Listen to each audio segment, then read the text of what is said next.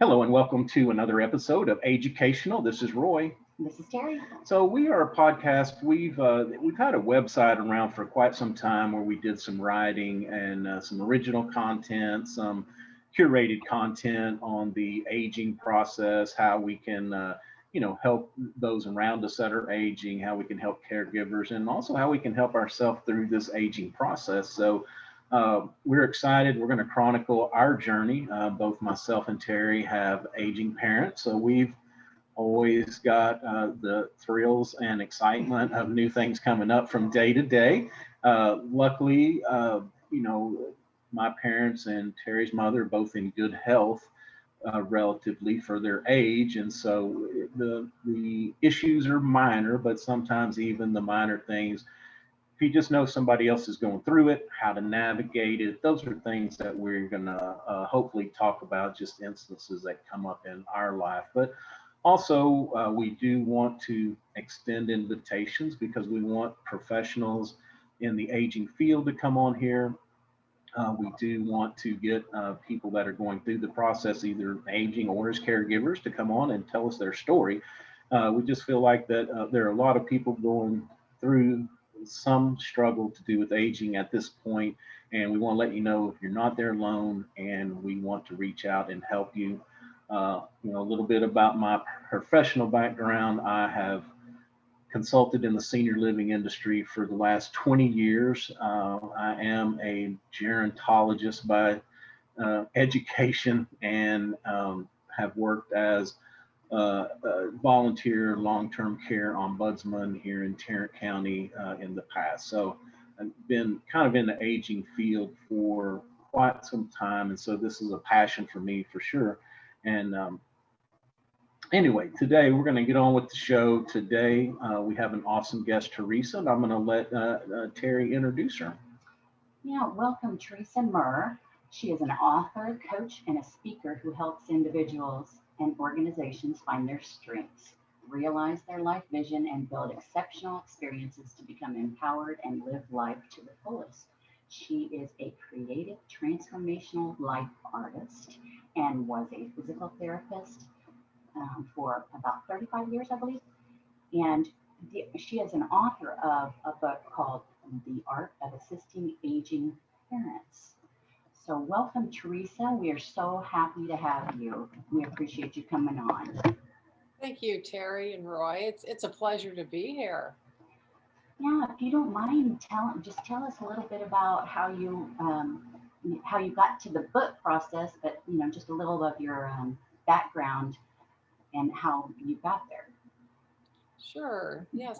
I started in physical therapy 35 years ago, and I noticed for myself, although I love the profession and I can't imagine my life without it, but I have a creative side to me. And so what happened during my physical therapy years was that I was introduced to multidisciplinary group therapy. And at that point, I was really able to bring my creativity to my therapy.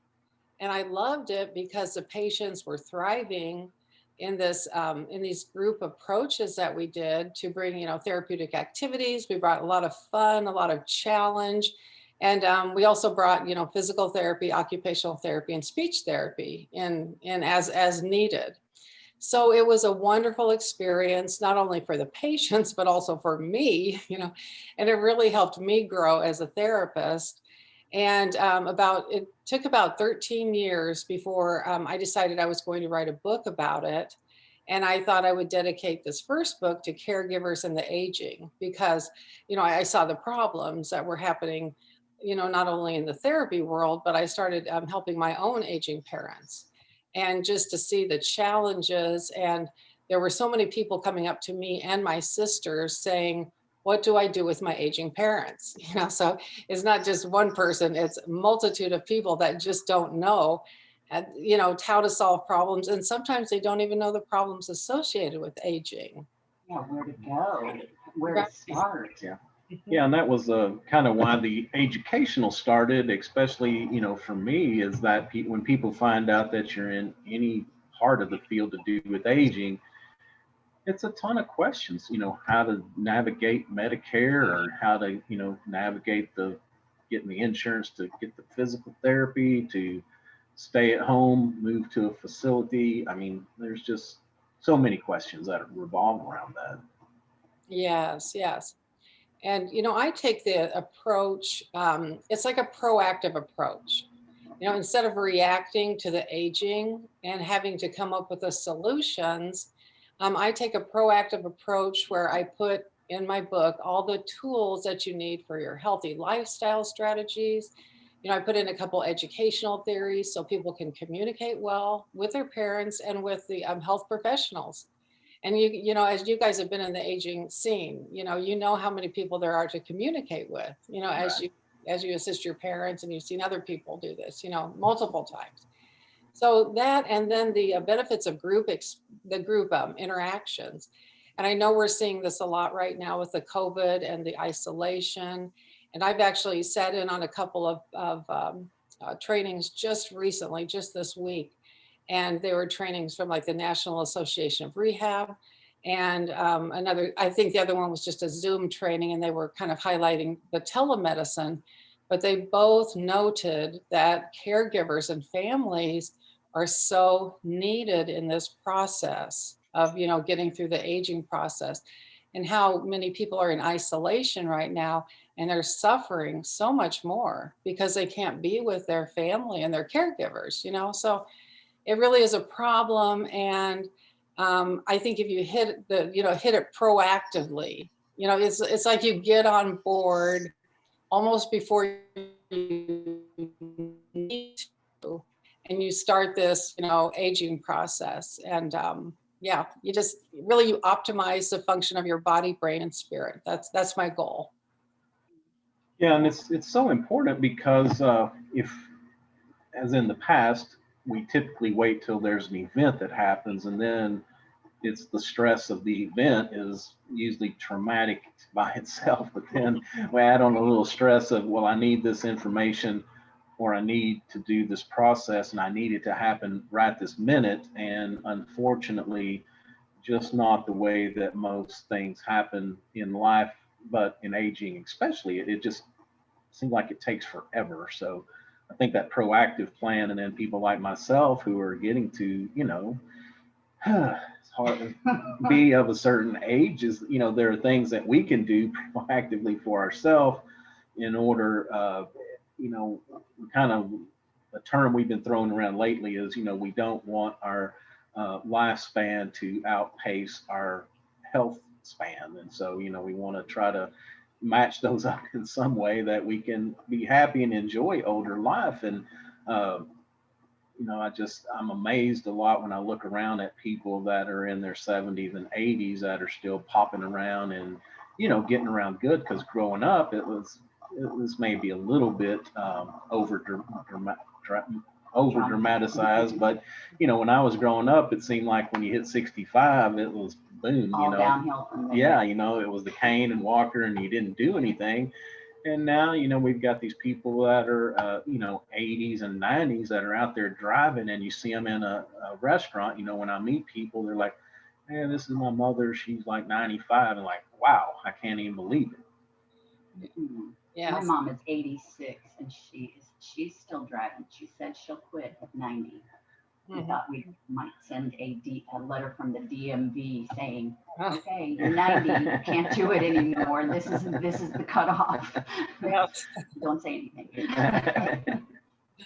Yes, yeah, I totally know what you mean.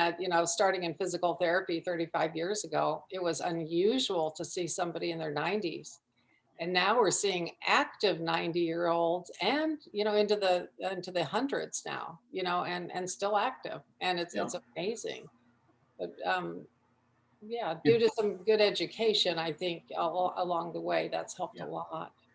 Yeah, I was this was an assisted living community in Lafayette, Louisiana, that I was at. It's been a few years ago, but they were doing an opening, so we were down there helping them out, doing some tours and stuff. And uh, I was very surprised to find they had like 50 of the initial residents that had moved in. there were still 10 that were driving and working, and they were still living a full life, even though, they wanted a little bit more security. They didn't want to cook as much, but they still lived a very active life. So it's Mhm. encouraging. It's encouraging, but we still have to take care of ourselves in order to make it to that point. Mhm. Yes. Yeah, so the art of assisting aging parents, you have a four-step method for successful aging. And what do you call that? Yeah, I call it an Experiage? experiage. Hmm. And Yes. and what is that about? Well, and that the four-step method is it gives you a sequence, and it gives a caregiver like kind of a method to use and a sequence so they don't get overwhelmed. And so first I teach like 6 healthy lifestyle strategies that are really non-negotiable. And it's really for all of us, non-negotiable. We have to have the right nutrition. We have to get the hydration. We really all need to be doing the deep breathing, the meditation and mindfulness. Yeah, get that 8 hours of sleep and do the exercise for your brain and your body. So those are the first things I teach, and I want people to practice those. And a lot of people don't know that meditation and mindfulness actually grows your brain, and it keeps your brain healthy. And Oh, yeah, just to know that, people are like, well, yeah, I want a better brain as I age, and yeah, something it's so simple, it's so easy, and it's so effective. And the deep breathing can change your whole body. It can change you from a state of anxiety, and anxiety can lead into depression to bringing you to a state of calm, and you're able to think and make decisions. So these things are easy, but they're very, very powerful for your body. So I teach those first, and then I do teach the benefits of group interaction. It's so healthy to be with people, face to face. And now all the research is coming out to tell us that we emit hormones into our body when we're face to face with people, and we are more empathetic when we're face to face, and also you can become a teacher when you're face to face, and just think about the confidence, and that will bring an aging person when they can be like a confidant to somebody or teach somebody a new skill. Yeah, so being in groups is just huge, for your health. So I teach that, and then I teach a couple educational theories that I think are really important. And I've used them in my therapy world, for all these years. So I teach that, and then we go into this 4-step method. And the first step is helping your parents find their strengths. So I do this like by conversation. You bring your parents into to some conversation, and they can tell you some stories about what they did in the past, that some obstacles they overcame, and what their strong points are. So you listen to those stories, and then you pick out these words, and it might be perseverance, or courage, or generosity, something like that. And then you take those words and you use them with your parents and just continue to build them up. We all want to work from a place of strength, and we have to get through the aging process. it's right. it's yeah, really uncharted territory for all of us. And the second step is finding your life vision. And, I never want anybody to lose that, because that's what gets us out of bed in the morning. We have to have that purpose, and maybe it's your family, or maybe maybe you had a career that was so important to you. You loved it. You had this passion for it. And so you take this, or maybe you're a sports enthusiast, you take this life vision and you tweak it a little bit and say, well, what can my parent do now that makes them feel good and get out of bed in the morning and hit life, hit the ground running every day, So you work on that. And in that same step, in step 2, I have people set goals, so they have something to work for. And the fourth step is the concrete activities that get you to those goals.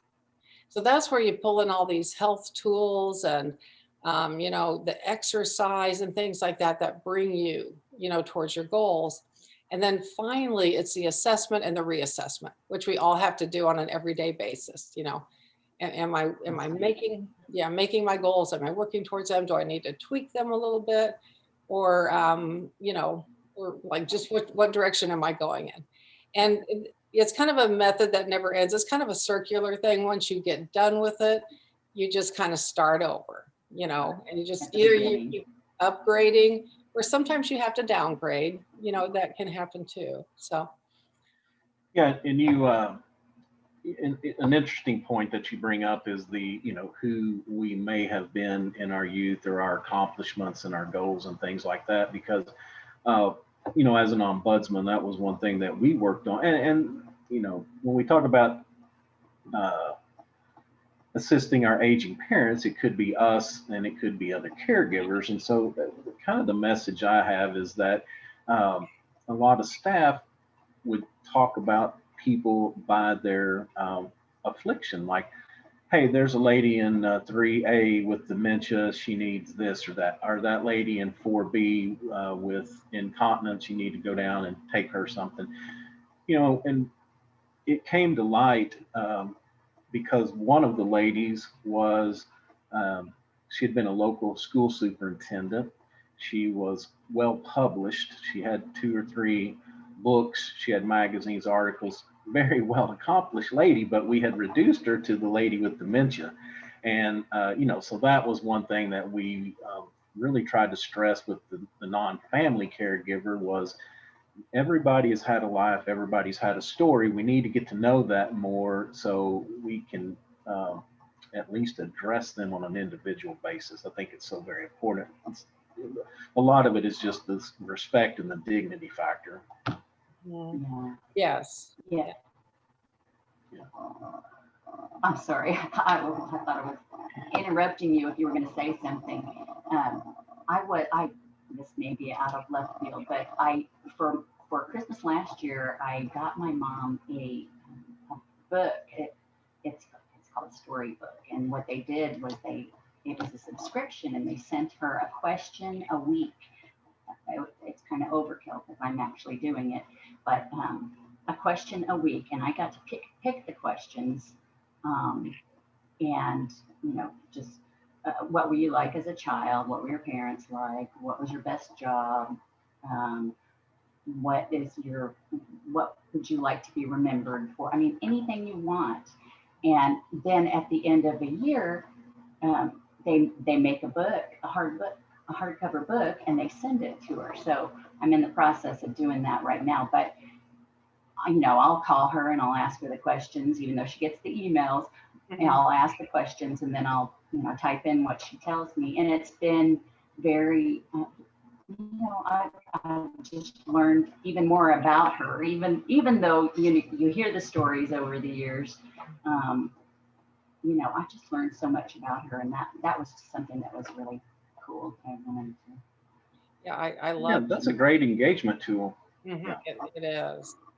And what a great legacy to leave for the grandkids, so they can know their grandmother or the great grandkids. Yeah, and she and at this point, I mean, she's 86 and she lives in a retirement, and she lives in an apartment in independent living, in a retirement center, and she sometimes she just feels like she's not worthy of anybody's attention, and the grandkids are everybody's living their lives, and if they don't call her, that's a big thing, they have to call her. I'm like, Mom, the phone goes both ways, you need to do this. But the social interaction is just really, it's so important. Yes. Yeah, and I'll just chime in on that. Like my grandmother, she wanted to stay at home because she wanted to be close to her church. She wanted to be with her friends. And what we kind of convinced her over time was, well, you're not driving anymore. Most of your friends are gone or living elsewhere, and y'all don't ever make it to church anymore. So why don't we try this? And so once we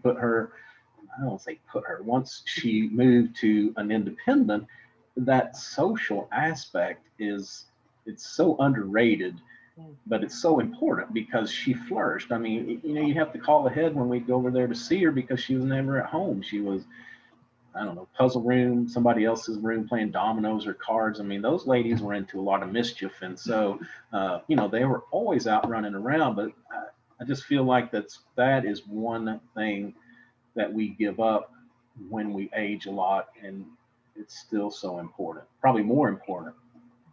Yeah, Yeah. mom is always, she is playing bridge, especially during COVID. I mean, they can't get together any longer because she's doing it online. And the fact that she's figuring out how to do that is blowing my mind. So I'm just letting it go. I mean, I know nothing about bridge. So, Right. but she is, I mean, two times a day, almost every day. It's crazy. Mhm. Yeah, that is so nice. And I tell people, get back in your groups as soon as you can after this pandemic ends. Get back in your groups, and if you aren't in any groups, get in groups, and try to maintain your groups now online if you can, because it really is that important. Well, and we're lucky with technology because it's not the same. I get that, but we still have the FaceTime on the phone. We have, iPads, computers.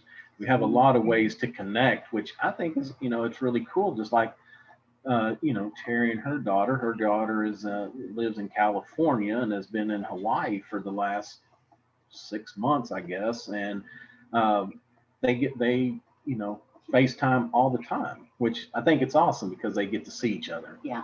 Hmm. Yes. Oh, Yeah, and I think we just have to adopt those. We may have to have a little more patience with mom and dad and grandma and grandpa. But those are things that we can adopt for them to at least try to keep them engaged with family and then maybe their friends as well. Everybody should be able to take, 5 minutes, 5, 10 minutes a week. Just call and check on, whoever your family member is. It doesn't take that much effort to do that. And it's nice to always keep in touch and find out what's going on because you never know when something's going to come up. hmm. Right, right, yeah. I know a lot of people have been creative. I know one of my friends, and unfortunately, she lost her husband to COVID, and she has 4 children, and they're just young adults, so it's very devastating for all of them. But for my friend's birthday, they all got on the Zoom call and they did that rock painting, where you paint the rocks, they did that, Oh, that's cute. yeah. And some people have done the pumpkin carving, and really getting your family together. This can really be a multi-generational, just an excellent event to get the whole family together, maybe at a holiday, and just do some extended, like, even decorating the Christmas tree is good exercise for, your aging parents. Making that meal, some of the favorites, like maybe the ginger snap cookies, or, things that really smell, things that really, are sensory stimulating, beautiful, beautiful pictures or Yes. views, or drive around and see the Christmas lights, or, have that meal, have the smells and the taste, and talk about the past, reminisce, because reminiscing again is good for your body and your brain. And it can take out some of the anxiety, and it can give you some really good positive feelings of good times in the past too, So never underestimate the power of even getting your family together as a group, or your little bubble that you have right now that you can be with, during this time. Very, Right. very powerful.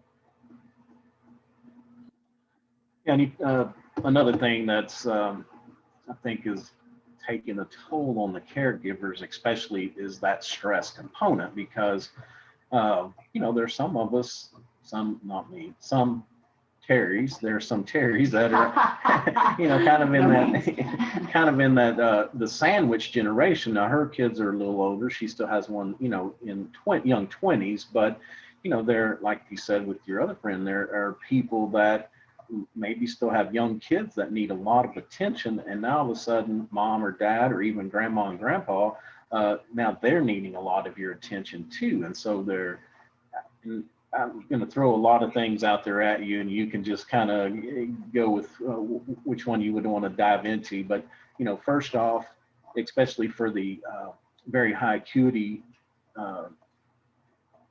patients, I guess, a better way, people that are being cared for, the caregiver will about 60 to 70% of the time, the caregiver will pass away before the person that they're caring for. So, that's one, a lot of times the family member has to quit work. And so now that adds that financial burden onto, already the stress, and that, with COVID has compounded that, because it's harder to bring people in, harder to into communities. A lot of families don't want to, even look at congregate type living because of, all the COVID ramifications right this minute. So anyway, that caregivers really have to learn to take care of themselves, because the message is that they cannot give if they're in bad health themselves. Yes, and that is so true. And I touch on that in my book. A lot of people wonder if my book is for caregivers or the aging. And I say, well, you really can't separate them. It just goes together, But yes, the caregivers, I heard the statistic that caregivers are dying 60% faster than those they care for. And that is very alarming. It's very scary. And that just means we really all have to take care of ourselves, And I know that I teach people how to do this, how to do the self-care. And one thing I would say, the first thing is to delegate. You've got to delegate responsibilities, You have to maybe have that family meeting and see who can help, who has the resources, who's got the time, who has the special talents to help mom and dad through this aging process. And then really make a list of things that, all the siblings can come together and do, for mom and dad. But really all the not just fall on one person, even if they are the primary caregiver, they still have to have a break. So that's the second thing I tell them. After you delegate, you need to take breaks. You need to take breaks every day. You need to have a couple hours for yourself, at least. And then you need to take, it comes to be about taking a weekend away, just step away from caregiving. Yeah. And then get a good vacation or two in every year so that you can stay healthy. You need to stay in groups. You need to take care of yourself. You need to eat right, And so many caregivers just get into the cycle of, having to help somebody, that they totally ignore their own self and their own health, And I hate that with, the sandwich generation. When I was in that generation, I still had goals. I'm 60 years old and I'm starting a new business right now. I have a lot of goals. And I love how this health professional I talked to this week, she said, we all have a lot of goals until we get sick. And then we only have one goal, and that is to get better, So I don't want anybody to lose their goals, their life vision. You really have to pay attention to yourself, as you caregive. And the third thing I say too is, you have to pamper yourself a little bit. Pamper yourself. Go get the facial. Go get the pedicure. Go get a massage. Go out to dinner. Are you listening to this? You got to make a wish list here. Yeah, I wish I could do this. But you do have to pamper yourself and do something for yourself. That's really important. So you feel good. Yeah, because there's the emotional aspect too. I mean, it's draining physically, and there's all that. But one thing that what we would find, especially in when we looked at non-related caretakers, is that when they had to work longer and longer hours, if they were pulling doubles, trying to cover shifts, most of the abusive situations, and I don't mean necessarily physical, but maybe verbal, and sometimes abuse is not as bad as what it can be, as much as it's just snapping or being quick or blowing off what they're short-tempered. There's a lot of things like that I think that we have to protect ourselves from, by getting that respite, because we don't want to act out to the people that we're caring for sure. Acting kind. and keep Yeah. the vicious cycle going. Yeah. Hmm. I know Yeah. because, My sisters and I, oh, go ahead. I'm sorry. well, that's good. Yeah, I was just going to Go say, ahead. yeah, when I was working, I actually went to Kansas City for a couple of years to help my mom. And my husband was just very generous to say, just go help your mom. And he knew I was kind of looking for a traveling job. I wanted to kind of split my time because was always looking for another job in my creative world. But so I actually had two physical therapy jobs in Kansas City and taking care of my mom. And we ended up moving her into assisted living and independent living. But I had to have patients all day for my patients at the hospitals, and I gave them, that's just my nature Right. is I give them everything, at the hospital. But then I would go help my mom in the evening. And sometimes I noticed I didn't have as much patience for her as I did, for the ones at the hospital. And that, it Right. kind of, yeah, I mean, it made me feel bad. I was like, come on, Teresa, you could have a little bit more patience with your mom. Not that it never got to a bad point, but you know what I mean? Just, Yes. It's just Yeah. so common with yeah, family members, and when you after you're out working so long, all those long hours, and you get home and it's like somebody just breathes wrong, and you're like, yeah, yeah, yes. I just, it was just one of those things where you expect a lot from your family, Yeah. you, yeah, you just do. Yeah. The other thing that you brought up, or wrote down, was the breathing. And this is we actually were talking to some people.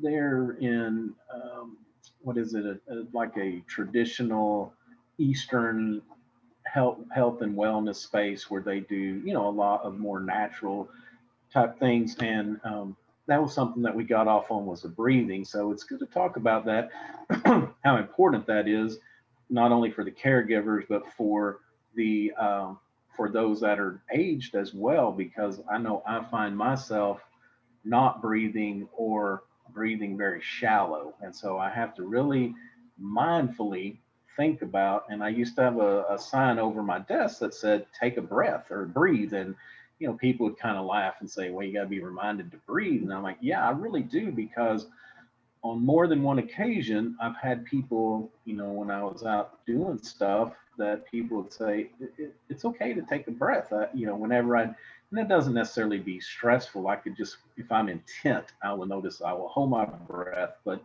I think for relieving the stress, there's so many functions of our body that we can control with breathing. Hmm. and you had mentioned earlier brain health. I mean, deep breathing for brain health, right? Yes, yes. Actually, your brain requires a fifth of the oxygen that you bring into your body. So, and we know, like, and your other organs require the oxygen too. But we know we can't live without our brain. If we don't, say we're without oxygen for what, like 7 to 10 minutes, our brain is that dependent that it will Right. die in that amount of time. So you can think of that, and you can think of the other organs in your body that require that oxygen. So, yeah, deep breathing is very vital for that, and it calms down your nervous system. You can take yourself from that fight or flight, system, down to a relaxed, calm system. And just by just doing the deep breathing, your body will relax. And in fact, if there's a night that I can't get to sleep, I will practice the deep breathing. And sometimes in the morning, I wake up and I think, gosh, I don't even remember, you know, doing that whole Yeah. exercise because I fell asleep. Yeah. I Yeah. mean, it really is powerful. And yeah, I teach people diaphragmatic breathing, which is the belly breathing. It's where your belly goes up. I have people put their hand on their chest and their hand on their belly, and then work on that belly breathing. And if anybody's interested, it's on the internet. I mean, you can Google it. You can do YouTube, and you'll find diaphragmatic breathing. And there's one that's called Four Square, where you inhale for the count of four, hold it for the count of four, exhale for the count of four, and hold it for the count of four. So if you can just think of a square. And sometimes that's the one I'll do right before I go to, or if I'm trying to go to sleep, or if I want a good night's sleep, I'll do the 4 square. And I tell you, it just takes your body into a different state. Yeah, and it kind of goes along, I think, well, for me, I think it kind of leads me into mindfulness and maybe even the meditation, because I know when I can make myself stop and do meditation, that breathing is an important part for me too, because I guarantee I'll say, okay, I'm going to meditate, and then I'm thinking of 5 things that I need to do or want to do or should be doing. And the way that I can bring myself back into that mindlessness or mind neutralness is just breathe and really concentrate, like you were saying, on taking it in, making it go down into your stomach, and then the release of it. When I can concentrate on that, I am much more able to meditate like I should. But the mindfulness, Terry brought up a great point the other day. We were eating breakfast, and I'm in front of the computer with the, she had made a nice little breakfast casserole, and I'm like, wow, shoveling it down. And she's like, we need to practice mindfulness when we eat. Really, when we do a lot of things, but at this point, it was just in eating. Don't think about all the other things. Concentrate on, we're eating this. It's good. What are my your taste buds doing? Yeah. What are all my senses doing? My taste buds, my smells, and all that. And I think it's a good way to try to slow us down a little bit too. Mm-hmm. Yes. Yeah. And you brought up the meditation and the breathing, and that happens for me too when I start meditating. And I've been meditating for a long time, but when I do that, I actually go back into my childhood when I clear my thoughts, and then I might even bring in a thought from my childhood, and it relaxes me so much, because we didn't back in the 1960s. There wasn't really an agenda to the day, so, it was just, it was the freedom, the creativity that we could express, because we didn't have any schedules. We could just do whatever. So it brings me back into that. Yeah. And then I just start deep breathing, and I'm like, wow, my rib cage just opens up, and I love it, because I know I'm just like, oh my gosh, I'm getting this, with the meditation, I'm getting this deep breathing, which my body is craving, because we all live this busy lifestyle. I know you guys do. I do too. Yeah. Yeah.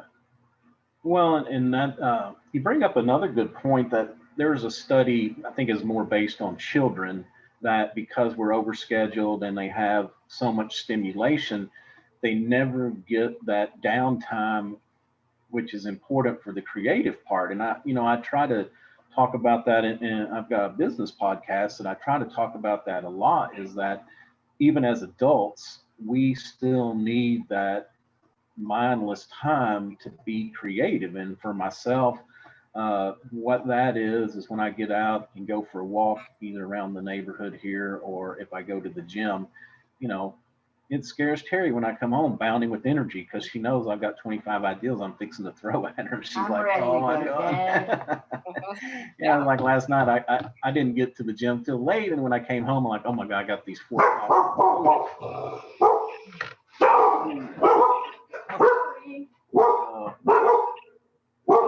hey, oh my God. They're doing their job. Thank you for doing your job. Yeah. Oh, that's sweet puppy. Sorry. Hope your ears are okay. Well, we live on a dead end street. We don't get much traffic, so when somebody doesn't heed the no outlet sign, they have to come back here and turn around. Everybody gets a little crazy. Yes. That's the exciting. No outlet. Yeah. That's the exciting thing about COVID, though. We got all those things going on for us. So, like Zoom. We have pets now. That's just the way it is. We got pets, Zoom together. Pets and kids. Yep. Yeah, there's one there. That's Ada. Oh my gosh, they want to be stars. They can't stand to be left out, wondering why we're not paying them attention for 10 or 15 minutes here. Anyway, I'm sorry. Oh my gosh, we're coming back for a second trip. So distracted now. We were just talking about mindfulness and going back to when we were a kid. And, I was just thinking that, talking about the research and that even as adults to be creative, we need to take that time for ourselves and not have all that sensory overload that we're used to. Mm-hmm. Yes. Well, I think we have run quite long. It's been a good conversation, and we do appreciate your time very much. If you could tell us what's a tool that you use in your life, either personal, professional, that you just don't feel like you could do without? And it could be a habit or ritual, something like that. Well, I think for me, my spiritual life is important. So I would say it's that meditation and prayer time that really grounds me, because I look at my life and I know, I'm not really in control, and a lot of things are happening now in the world, and sometimes you just can't make sense out of them. You try, but there's just a lot of stuff going on. So I get grounded in my spiritual life. Yeah. Okay, that's awesome. Well, so Teresa, tell everybody, how they could reach out, get a hold of you, how you could help them out either through the aging process or helping the loved ones through that process. Okay, yes. And my book is called The Art of Assisting Aging Parents. And that is on Amazon.com and BarnesandNoble.com. And I have a website, and I'll just spell it out. And you have to put the www right now. It's not working if you don't. But yeah, www.Teresa, it's Teresa, Moerer.com. And you can find me there. And I do have my email on there if you would like to reach out to me. I do have a 20-minute free strategy call. I have about 20 free calls a month. So if you would like to have a free strategy call for 20 minutes, if you have a challenge that you're facing during the caregiving, let me know about it, and I can help you do some problem solving. So I love to do that. And I do have a course online on my website, and I basically teach you my book in like 6 weeks. So you can learn all the methods and practice. I recommend that you have a week between each module. There's like 6 modules, and practice these activities, and then you can put it all together at the end. And I really think it's worth it because there's just so much, overwhelm with caregiving that you might as well go into it knowing what to do. And knowing and if you're doing everything that you can, then you can kind of walk away and say, I'm doing everything I can, Yeah. And don't take any guilt with you. This is not a time to pack on a lot of guilt. You just don't need to, you need to have a full happy life. You're right. Exactly. Nice to be able to have a roadmap for sure. The Art of Assisted Aging Parents. That's such a great tool. I encourage everybody to go and check it out. Thank you. All right. Well, again, Teresa, thanks so much for your time, for coming on the show. We'll be glad to revisit with you in the future to, see what's going on. And we want to thank everybody for listening. You can find us, of course, at www.AGEUcational.com. We're also on Facebook, Twitter, Instagram, and we'd love to start some discussions on our Facebook page. We're getting that ramped up to where, we can talk a lot about these things and have comments, what other people are going through, what they've done for that, try to help each other out as a community here. Also, we are going to be on all the major podcast platforms: Apple Podcast, Google Podcast, Stitcher, Spotify, and Pandora. I think even on Amazon, a lot of places. If we're not on one where you listen, please reach out. We'd be glad to get you added. And then also, like I said in the beginning, we're looking for other professionals that can add value. We're looking for people to tell us their story, both from the caregiver and the aging perspective. So reach out. We'd love to talk to you about that. So until next time, Take care of yourself and take care of your family. This is Roy. This is Terry. Teresa, thank you so much. We really appreciate it. Thank you for having me.